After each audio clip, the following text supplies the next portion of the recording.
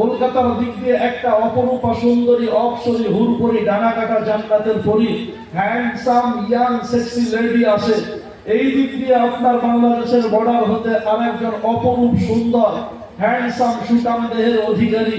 দুজনের রূপ সৌন্দর্যের মাধুর্যে আত্মহারা পাগল করা ভক্ত প্রেমিক আর প্রেমাস্পদ হয়েছে।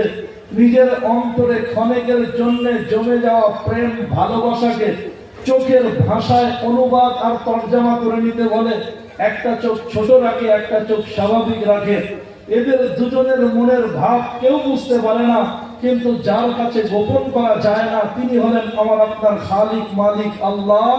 ইয়ালামু খাইনাতাল আয়ুন, যিনি চোখের খেয়ানতকে বুঝতে জানতে পারেন। তার দরবারে শুকরিয়া আদায় করি, বলি আলহামদুলিল্লাহ যে আল্লাহ আমাদের খালিক, আমাদের মালিক, আমাদের স্রষ্টা, আমাদের সৃজনকর্তা, প্রাণহন্তা, সংহারকর্তা, রুজিদাতা, হাইয়ুল কাইয়ুম, চিরঞ্জীব, চির অক্ষয়, চিরন্তন, সত্য, অনাদি, অনন্ত, যার সমতুল কেউ নাই। লাম ইয়ালিদ ওয়া লাম ইউলাদ, তিনি কাউকে জন্ম দেন নাই, তিনি কারো থেকে জন্ম নেন নাই। আল্লাহুস সামাদ, তিনি অদ্বিতীয়, তিনি এক। গড ইজ ওয়ান, আল্লাহ সুবহানাহু ওয়া তাআলা এক, অদ্বিতীয়। আল্লাহ সুবহানাহু ওয়া তাআলার সমকক্ষ সমতুল কেউ নাই। আল্লাহুস সামাদ, গোটা বিশ্ব তার মুহতাজ, মুখাপেক্ষী। আল্লাহ সুবহানাহু ওয়া তাআলা কারো মুখাপেক্ষী নয়। গোটা বিশ্বকে তিনি রুজি দেন, তিনি খাওয়ার মুহতাজ নন। গোটা বিশ্বকে তিনি সুখ নিদ্রা দেন, আল্লাহর নিদ্রার প্রয়োজন হয় না। লা তাখুযুহু সিনাতুন ওয়ালা নাওম, তন্দ্রা নিদ্রা তাকে স্পর্শ করতে পারে না। ইয়ালামু খাইনাতাল আয়ুনি ওয়া মা তুখফিস সুদূর, কলকাতার দিক দিয়ে একটা অপরূপা সুন্দরী অপ্সরী হুরপরি ডানা কাটা জান্নাতের পরি হ্যান্ডসাম ইয়াং সেক্সি লেডি আছে। এই দিক দিয়ে আপনার বাংলাদেশের বর্ডার হতে আরেকজন অপরূপ সুন্দর হ্যান্ডসাম সুঠাম দেহের অধিকারী। দুজনের রূপ সৌন্দর্যের মাধুর্যে আত্মহারা পাগল করা ভক্ত প্রেমিক আর প্রেমাস্পদ হয়েছে। নিজের অন্তরে ক্ষণেকের জন্য জমে যাওয়া প্রেম ভালোবাসাকে চোখের ভাষায় অনুবাদ আর তর্জমা করে নিতে বলে। একটা চোখ ছোট রাখে, একটা চোখ স্বাভাবিক রাখে।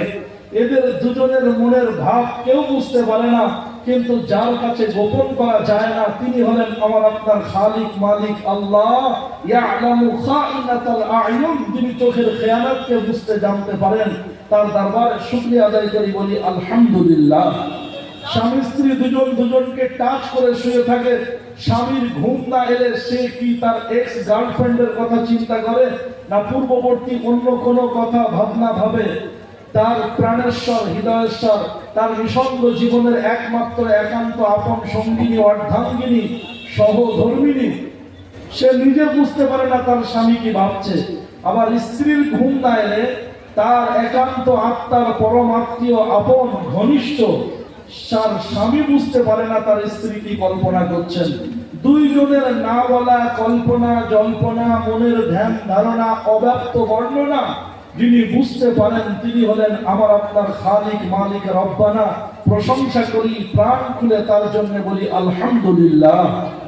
সম্মানীয় সুপ্রিয় উপস্থিতি, ওয়ালাকাদ খালাকনাল ইনসানা ওয়া না'লামু মা তুওয়াসবিসু বিহি নাফসুহু ওয়া নাহনু আকরাবু ইলাইহি মিন হাবলিল ওয়ারিদ, যে তিনি মানব মণ্ডলীকে বানিয়েছেন আর তার মনের মধ্যে, তার হৃদয়ের গভীর অভ্যন্তরে, তার মনের মণিকোঠায়, তার মন মুকুরে কি চিন্তা সে করে পৃথিবীতে কেউ জানে না, কিন্তু যার কাছে লুকানো যায় না, গোপন করা যায় না, তিনি হলেন আমার আপনার খালিক মালিক আল্লাহ।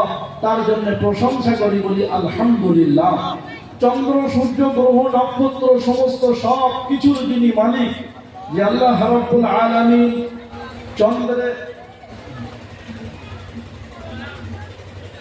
চন্দ্রের আকর্ষণ আর বিকর্ষণের কারণে আপনার নদীতে, সমুদ্রেতে জোয়ার ভাটা খেলান যিনি, সূর্যের আকর্ষণে আহ্নিক গতি, বার্ষিক গতি, আবর্তন বিবর্তন, উত্তর গোলার্ধ থেকে নিয়ে দক্ষিণ গোলার্ধ পর্যন্ত যিনি গোটা বিশ্বে দিন রাতের পরিবর্তন করেন।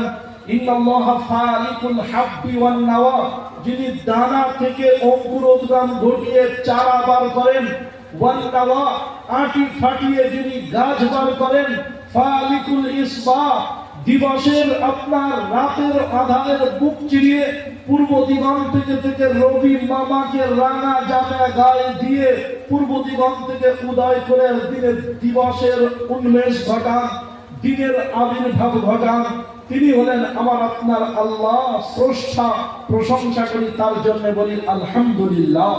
হুয়াল্লাহুল্লাযী লা ইলাহা ইল্লা হুয়ার রহমানুর রহিম الملك القدوس السلام المؤمن المهيمن العزيز الجبار المتكبر الخالق الباري المصور الغفار القهار الوهاب الرزاق الفتاح العليم القابض الباسط الخافض الرافع المعز المذل السميع البصير الحكم العدل اللطيف الخبير الحليم العظيم الغفور الشكور الحفيظ المطيع الحسيب الجليل الكريم الرقيب المجيب الباعث الشهيد الحق الوكيل القوي المتين الولي المحسن المبدئ المعيد المحيي المميت الحي القيوم الواجد الماجد الواحد الأحد الصمد القادر المقتدر المقدم المؤخر الأول والآخر والظاهر والباطن الوالي المتعال البر والتواب المنتقم العفو الرؤوف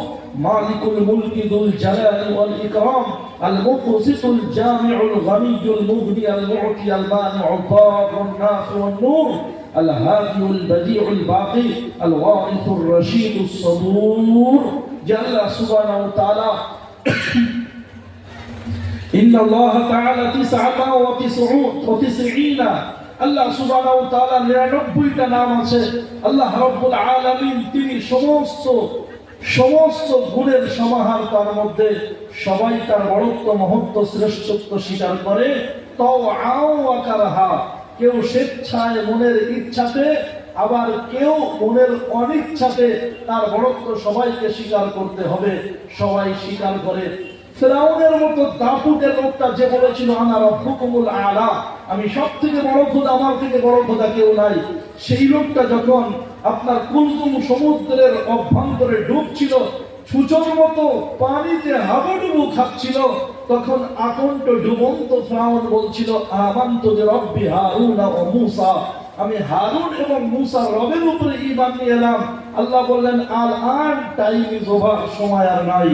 প্রিয় হাজরিন, সাদ্দামের মতো লোকটা যে জান্নাত তৈরি করেছিল, সেই জান্নাতে তার প্রবেশের অধিকার হলো না।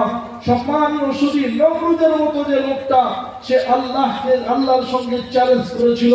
আল্লাহ সুবহানাহু ওয়া তাআলার ছোট্ট মখলুকের এক ছোট্ট সৃষ্টি মশা, একটা ল্যাংড়া প্যারালাইজড মশা, একটা পঙ্গু হ্যান্ডিক্যাপ মশা, তাকে দুনিয়ার বুক থেকে শেষ করে দিয়ে আল্লাহর বড়ত্ব বুঝিয়ে দিয়েছে। সম্মানীয় সুধী, প্রিয় হাজরিন, হামানের মতো ব্যক্তিকেও আল্লাহ সুবহানাহু ওয়া তাআলা নত করিয়েছেন, বইয়েছেন। তাই সেই রব, তাকে মানতে হবে সবাইকে। তিনি আমাদের সব, সবাই তাকে মানে, কেউ স্বেচ্ছায় কেউ অনিচ্ছায়। আমাদের মুয়াজ্জিন সবাই তারা বলে আল্লাহু আকবার, আল্লাহু আকবার। আল্লাহ সব থেকে বড়। মন্দিরে পুরোহিত মশাই ঘন্টা মারেন, উনি বলেন হু তরমিন্দ্র মহাসুরেন্দ্রম অল্লাহ জ্যৈষ্ঠং শ্রেষ্ঠং পরমং পূর্ণং। আমাদের মুয়াজ্জিন বলেন আল্লাহু আকবার, আল্লাহু আকবার। উনি বলেন আল্লাহ জ্যৈষ্ঠং শ্রেষ্ঠং পরমং পূর্ণং। আমাদের মুয়াজ্জিন বলেন আশহাদু আল্লা ইলাহা ইল্লাল্লাহ, আশহাদু আল্লা ইলাহা ইল্লাল্লাহ। উনি বলেন আল্লাহর সাল্লাল্লাহু বর্ষ আল্লাহ আল্লাহ, আল্লাহর সাল্লাল্লাহু বর্ষ আল্লাহ আল্লাহ, আদাল্লাহ বুকমেগাম আল্লাহ বুকানিল খাতকাওয়ান মুস্তাশাই নমঃ নমঃ। আমাদের মুয়াজ্জিন বলেন আশহাদু আন্না মুহাম্মাদার রাসূলুল্লাহ, আশহাদু আন্না মুহাম্মাদার রাসূলুল্লাহ।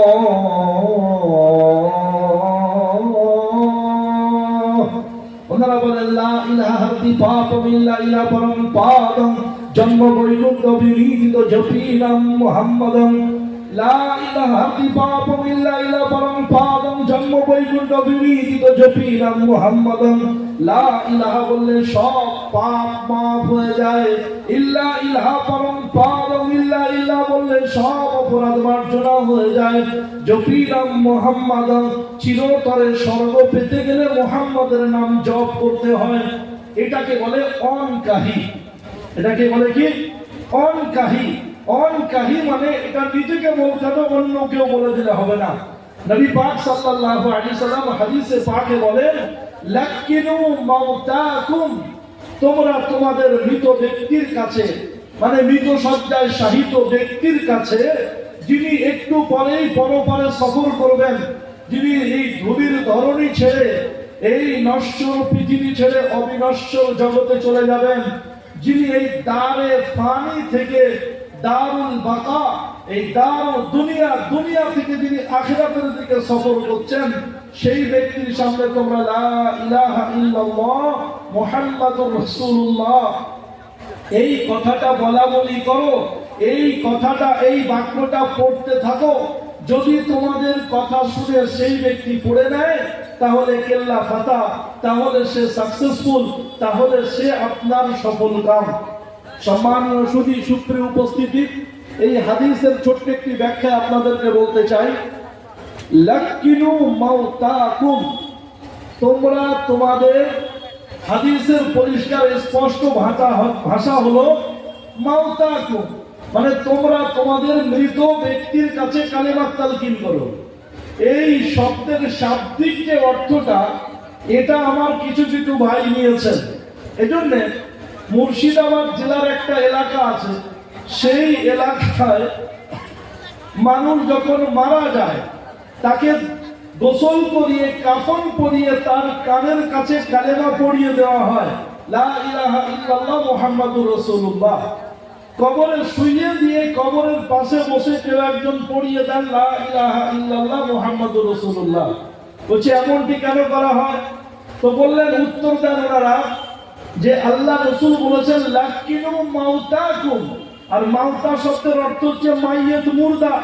এই জন্য মুর্দাকে কালেমাত তালকিন করছে। এই কালেমার কথা শুনে যদিও মুনকার নেকিরকে বলে দিতে পারে, তাহলে ওর কেল্লা ফাটা হয়ে যাবে। কিন্তু প্রিয় হাজিরিন, হাদিসের লফজিক এবং শাব্দিক অর্থে জানে উদ্দেশ্য নয়, এটা আপনার রূপক অর্থে ব্যবহৃত। যেমন এই মাদ্রাসার তালিম, এখানে আলহামদুলিল্লাহ হেদায়েতুন নাহব পর্যন্ত তালিমের সিলসিলা জারি আছে, আর হিফজ ডিপার্টমেন্ট চালু আছে। তো আজকে আলহামদুলিল্লাহ দুইজন হেদায়েতুন নাহব যারা মাওলানা ক্লাসে পড়ছে, এখনো কিছু ক্লাস বাকি আছে, তো তাদের মাথায় আলহামদুলিল্লাহ পাগড়ি দেওয়ার ব্যবস্থা করা হয়েছে। তো এই ছেলেগুলোকে ওস্তাদরা যদি ডাকেন, বা মাদ্রাসার কোনো তালিব ইলমকে যদি ওস্তাদরা ডাকেন, তাও আমাদেরকে বলা হয়, বা দারুল দেওবন্দে আমাদের শিক্ষকরা যদি আমাদেরকে ডাকতেন, তো বলতেন मौलाना आप इधर आ जाइए, मौलाना आप एक काम कर दीजिए। কিন্তু এখনো মাওলানা হয়নি, 2-4 বছর ওর মাওলানা হতে বাকি আছে। তবু ওস্তাদরা ওকে বলে মাওলানা ইধার আ যাইয়ে। আপনাদের এলাকায় যদি কোনো ছাত্র বাড়িতে যায়, তো বাড়িতে গেলে সে হিপস পড়ছে, এখনো কমপ্লিট হয়নি, পাগড়ি পায়নি, তবু আপনারা তাকে বলছো হাফেজ সাহেব আমাদের বাড়িতে অমুক দিন তোমার দাওয়াত আছে, তুমি একটু দাওয়াত গ্রহণ করবে। তাহলে হিপস কমপ্লিট না হওয়ার আগে তাকে হাফেজ সাহেব বলা হয় না? মাওলানা এই কাজটা করে দেন, বলে কি বলে না? একটা আল্লাহ রাব্বুল আলামিনের আরেকটা উদাহরণ আপনাদেরকে দিই। এটাকে আরবিতে, মানে আমাদের টেকনিক্যাল টার্মে, আমাদের ইসতিলাহে, আমাদের মাদ্রাসার পরিভাষায়, নহুর সাবজেক্টের পরিভাষায় এটাকে বলা হয় মাজাজ মা ইয়াউল, মানে আগামীতে যেটা হবে সেটাকে আগে থেকে বলে দেয়। তো একটা উদাহরণ, যে আমরা দেখেন যদি কেউ জামা তৈরি করতে যায়, তো বলে ভাই কোথায় যাচ্ছেন? তা বলছে জামা তৈরি করতে যাচ্ছে। তো সে তো নিয়ে যাচ্ছে কাপড়, সিট। তো আগে এখনো জামা হয়নি, আমাদেরকে বলা হয় জামা তৈরি করতে যাচ্ছে। জামাটার অস্তিত্ব এসেছে? বলে কোথায় যাচ্ছে? বলে কোট বানাতে যাচ্ছি। বলে কোটটা এখনো অস্তিত্ব এসেছে? তো কোট এখনো অস্তিত্বে আসেনি, তা বলছে কোট বানাতে যাচ্ছি। প্রিয় হাজিরিন, তো আল্লাহ রাসূলের হাদিসটা এভাবে বুঝে নিলে আমাদের সুবিধা হবে যে লাকিনু মাউতাকুম, যে ব্যক্তি এখনো মুর্দা মাইয়েত হয়নি, মুর্দা মাইয়েত হতে চলেছে, মৃত্যু পথের যাত্রী, মৃত্যু প্রায় শয্যায় শায়িত, মৃত্যু শয্যায় শায়িত, পরকালে সফর করবে, সেই ব্যক্তির কাছে তোমরা কালেমা পড়াপড়ি করো। যদি তিনি পড়ে নেন তাহলে কামিয়াব হয়ে যাবে। Anyhow, come to the point. I am talking about it matter very seriously, so attention please. সম্মানীয় সুধী, যে কথা বলতে চাইছিলাম, তো এই মন্ত্রটার নাম হচ্ছে অনকাহী মন্ত্র। যদি কোনো হিন্দু দাদা ভাই আপনাদের বোন কেউ যদি বন্ধু বান্ধবী থাকে, তো তাদেরকে জিজ্ঞাসা করবেন যে যখন কোনো মানুষের মৃত্যু মুখে উপস্থিত হয়, মৃত্যুর কাছাকাছি হয়, তো ওই ব্যক্তিকে হিন্দু ভাইদের ধর্ম অনুযায়ী, সনাতন ধর্ম অনুযায়ী ওনাকে তুলসী গাছের নিচে নামিয়ে আনতে হয়। ওনাদের বাড়ি থেকে বার করে তুলসী তলায় নিয়ে আসতে হয়। তুলসী তলায় নিয়ে এসে পুরোহিত মহাশয় ওনাকে কানে কানে বলেন যে অনকাহী মন্ত্র পড়ে নাও। অনকাহী মন্ত্রটা হচ্ছে লা ইলাহা ইল্লা ইলাহা পারম পাদম, লা ইলাহা ইল্লা ইলাহা পারম পাদম, জন্ম বৈকুণ্ঠ বিনীত জপিনাম মুহাম্মাদম, লা ইলাহা ইল্লা ইলাহা পারম পাদম, জন্ম বৈকুণ্ঠ বিনীত জপিনাম মুহাম্মাদম। অনকাহী মানে ওকেই বলতে হবে, ও ছাড়া অন্য কেউ বললে চলবে না। প্রিয় হাজিরিন, সম্মানীয় সুধী, তো তাও আওয়াকারহা, কেউ স্বেচ্ছায় তাকে শ্রেষ্ঠ বলে মানে, আর কেউ মনের ইচ্ছায়, কেউ অনিচ্ছায় তাকে মানে, তাকে মানতেই হবে। তিনি হলেন আমার আপনার সকলের খালিক মালিক আল্লাহ। আরেকবার তার জন্য প্রশংসা করি, বলি আলহামদুলিল্লাহ। একটু জোরে জোরে বলি আলহামদুলিল্লাহ। একবার তাকবীর দেন তো, বড় মজমা, নারায়ে তাকবীর, নারায়ে তাকবীর, মাশাআল্লাহ, আলহামদুলিল্লাহ। ভাই যারা যেখানে বসে আছেন সেইখান থেকে সরতে বা নড়তে বা উঠতে বললে এনআরসি করার মতো পাপ হবে। আমরা এনআরসির বিরুদ্ধে লড়ছি, আমরা আলহামদুলিল্লাহ অকাপ সংশোধনী বিলের বিরুদ্ধে লড়ছি, আমরা তালাকের বিরুদ্ধে লড়ছি, আমরা সমকামিতার বিরুদ্ধে লড়ছি। নবীজির যেমন লড়ার শেষ ছিল না, ওয়ারিসে আম্বিয়াদের ওয়ারিসে লড়ার শেষ নেই। আল জিহাদু মাযিন ইলা ইয়াউমিল কিয়ামা, কিয়ামত পর্যন্ত জিহাদের সিলসিলা চলতে থাকবে। থাকবে কি থাকবে না? প্রিয় হাজিরিন, একটা ছোট্ট উপমা উদাহরণ দিয়ে আপনাদেরকে কথা শোনাই। Don't mind, don't take otherwise, অন্যভাবে নেবেন না। মাদ্রাসার উলামায়ে কেরাম, আর মাদ্রাসা, মসজিদ, ওয়াক্ফ, খানকা, ঈদগাহ, মারকাজ, এটা কত মূল্যবান, এটা কত বড় নেয়ামত, এটা আল্লামা ইকবাল রাহমাতুল্লাহ আলাইহি স্বীকার করেছেন। আমি আপনাদের সম্মুখে বলছি, তার আগে বিনীত কণ্ঠে বলবো যে আল্লামা ইকবাল রাহমাতুল্লাহ আলাইহি স্পেন সফর করে ফিরে আসার পরে যে বিবৃতি দিয়েছিলেন, সেই বিবৃতির লাস্ট এন্ড ফাইনাল বক্তব্য শেষ শুনে যাব। হুজুরের জিম্মেদারি এটা মনে করিয়ে দেওয়া। আল্লামা ইকবাল রাহমাতুল্লাহ আলাইহি স্পেন বিবরণ। সম্মানীয় সুধী, এজন্য একটা ছোট্ট উদাহরণ, দারুল উলুম দেওবন্দের একটা সফির, একজন সফির, দারুল উলুম দেওবন্দের একজন সফির মানে যিনি আদায়কারী, কালেক্টর। তো তিনি ওই মুরাদাবাদ শাহীর দিকে কালেকশন করতে যেতেন।